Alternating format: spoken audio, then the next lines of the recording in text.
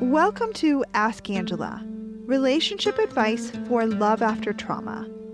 I'm Angela Amias, here to help you navigate intimate relationships as I answer real questions about love, loss, and everything in between. This is where we untangle old patterns that keep us stuck and discover new possibilities for connection. Relationships after trauma need a different kind of wisdom, and I'm so glad you're here. Hey there! In this episode, I'm going to be answering a question from Jess. Jess writes, "How do I foster growth in a relationship when the other person is unwilling to put the necessary time aside weekly to communicate openly? I admittedly get flustered easily and raise my voice unintentionally. I think it's because I feel that I'm not being heard every time I ask to talk about things that are going on. It's always tomorrow, or he finds a way to make me the aggressor. How do I fix this? He does not believe in therapy whatsoever. Please help." Dear Jess, it sounds like you've identified a clear pattern in your relationship that you'd like to change, but you haven't quite figured out what to do in order to change it. Your question is an important one because it highlights a situation that so many individuals find themselves in, wanting to change what's happening in their intimate relationship, but having a partner who is unwilling to engage in the process of making changes. Some partners are uninterested in working together to improve their relationship because they don't think anything needs to change. Others want things to change, but they see the issues as stemming from their partner's behavior and don't think they themselves need to change anything. I hear that you are already thinking through the ways you might be contributing to the patterns in your relationship that you would like to change, like getting flustered and raising your voice when you don't feel heard, or when your concerns are met with avoidance. And you've already realized that your partner's response to you bringing up issues is often something along the lines of, "I don't have time for this right now, let's talk about it tomorrow." But tomorrow never comes, and you're stuck waiting for the eternal tomorrow, that day that's always in the future. It's never the right time. There's always something that's more important, more pressing, and immediate that needs attention first. So, you raise your voice. You get louder and bigger and more dramatic as a way of signaling that the communication issues in your relationship are actually important and they need to take priority. And now you've become the aggressor. You're too loud, you're too angry, you're too unreasonable. There's no way to have a conversation now when you're so worked up. It will have to wait. First, you need to take a deep breath and calm down, and then maybe tomorrow you can talk about it. And on it goes like this. Because a relationship is something that's created between two people, fostering growth in the relationship is something that requires both partners to be engaged and invested in growing together. Growth as a couple isn't something that one partner can do alone. So if you can't single-handedly foster growth in your romantic relationship, what can you do? You can foster your own growth as an individual. You can focus on growing in who you are within this relationship, as well as who you are apart from this relationship. When we're in a relationship with a partner who isn't interested in going to therapy and doesn't want to talk about issues with communication or any other issues, we can have a tendency to turn all our focus and all our energy toward trying to fix the problems in the relationship ourselves. We fixate on cracking the code to get our partners to come to therapy, or to read this amazing new book on relationships, or to listen to this podcast episode that describes exactly what's happening and lays out the solution so clearly.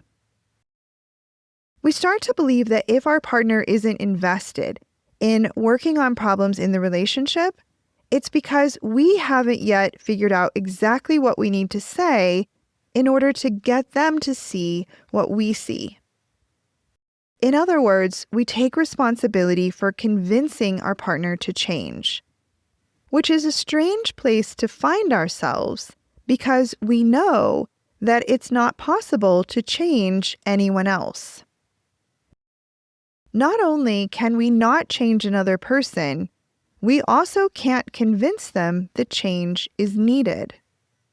We can see for ourselves that things could potentially be so much better if only these issues were addressed, but we can do nothing to actually make someone else see what we see. The antidote to this situation, in which our focus and energy gets taken up trying to bring an unwilling partner along with us on the adventure of growing together, is to turn our attention back to ourselves and really get clarity about what we can do for ourselves. So let's take another look at your question and see what doors of opportunity swing open once we can consider what you can do for yourself. To find these opportunities, we're going to imagine that your partner stays exactly the same as he is right now, always saying that you'll talk tomorrow and unwilling to ever set aside time today to work on communication issues in your relationship. The first thing you can do is to stop expecting something different from your partner. In other words, give up the project of trying to make him see how vital it is that he stop avoiding and start addressing the issues in your relationship. Let go of your sense of responsibility to get him to grow. He either will grow or he won't. But as you have no power to sway things one way or the other, there are way better places to put your attention. Now that you're no longer focused on getting him to change, ask yourself what you can do to change your part in this communication cycle that you've gotten stuck in.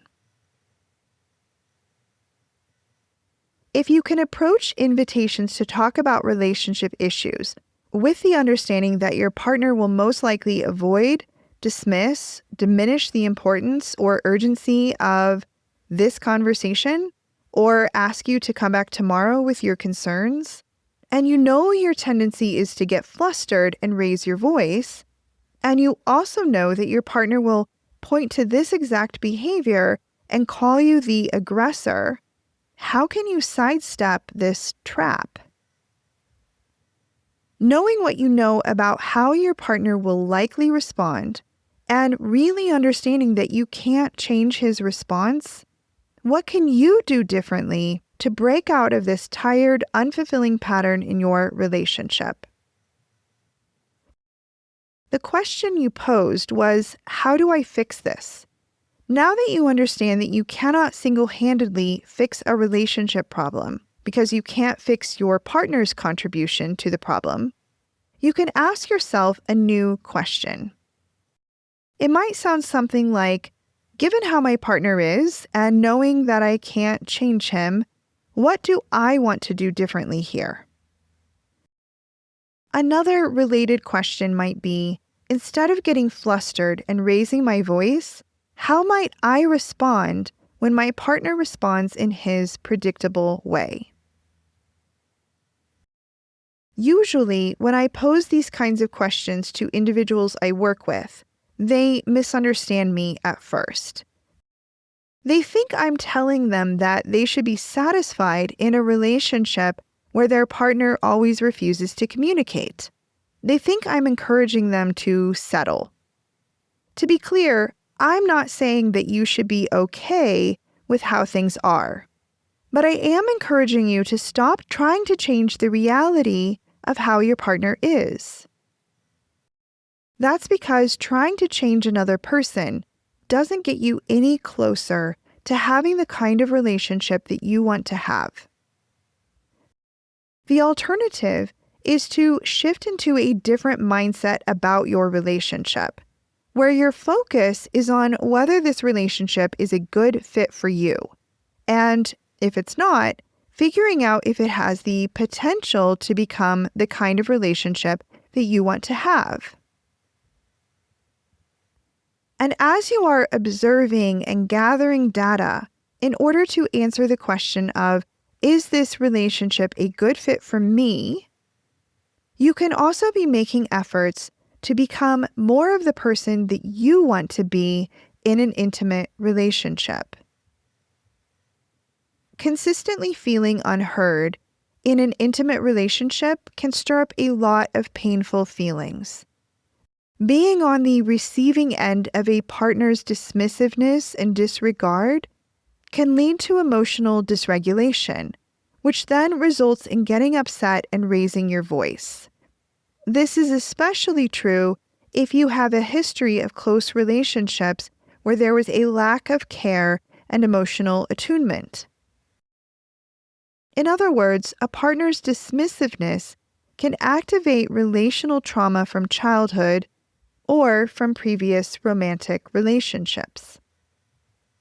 If you know that this is the case for you, you can focus on developing the skills for emotional regulation that will help you to soothe the painful feelings that arise when your partner responds as he does, by dismissing you.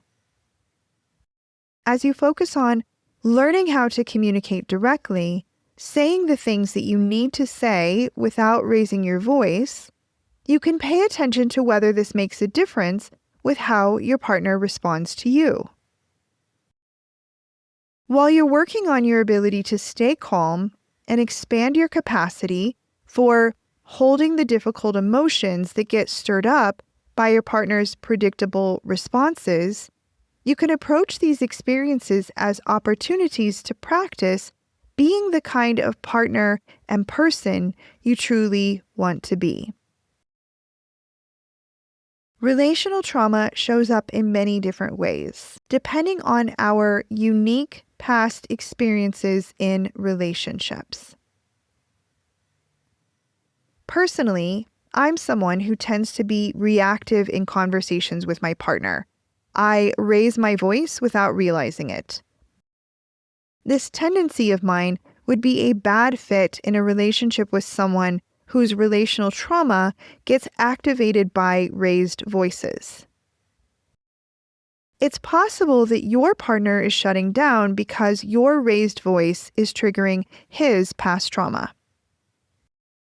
Given that he avoids talking about communication issues in your relationship, the only way to test this out is to see whether anything changes if you're able to approach him in a calm manner and pause the conversation when you notice that you're starting to become emotionally dysregulated. As you continue to collect data in your relationship, finding answers to the questions of, does anything shift in the relationship when I change how I show up in these interactions? And is this relationship a good fit for me? You are also simultaneously investing in your personal growth. You are building your own capacity to stay emotionally regulated during difficult interactions. You are learning how to communicate clearly. You're divesting yourself of the impossible task of convincing your partner to change, and you're creating a stronger relationship with yourself.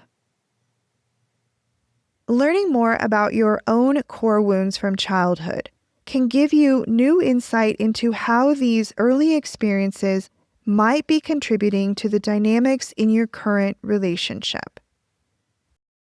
For example, many people learn in childhood that the only way to get nurture from a parent is to provide that parent with emotional support.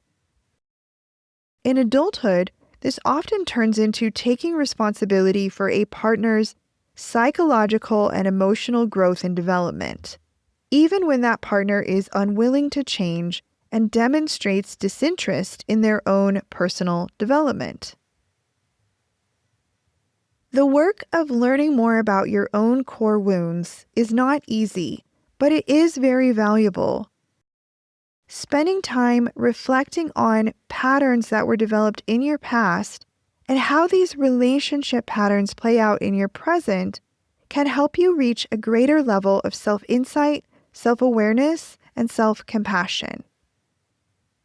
And one last note, just because your partner is unwilling to go to therapy doesn't mean that you can't go. Many therapists offer services for individuals that are relationship-focused, which means that you can be working on your own relationship patterns whether or not your partner goes with you. By itself, this likely won't fix your relationship, but it will give you much more clarity about what's happening in your relationship, and it will give you the chance to develop valuable relationship skills. And on that note, Jess, I am wishing you the freedom that comes with no longer trying to fix a relationship single-handedly, and instead focusing on your own adventure of self-discovery and growth, both in your relationship and beyond it. And on that note, listener, thanks for tuning in. That's it for this episode of Ask Angela, Relationship Advice for Love After Trauma. If something in this episode resonated with you, come join the conversation at askangela.co. And if you'd like to submit a question of your own to be considered for a future episode, you can also do that at askangela.co. I'll be back soon with another episode, and until then, lots of love.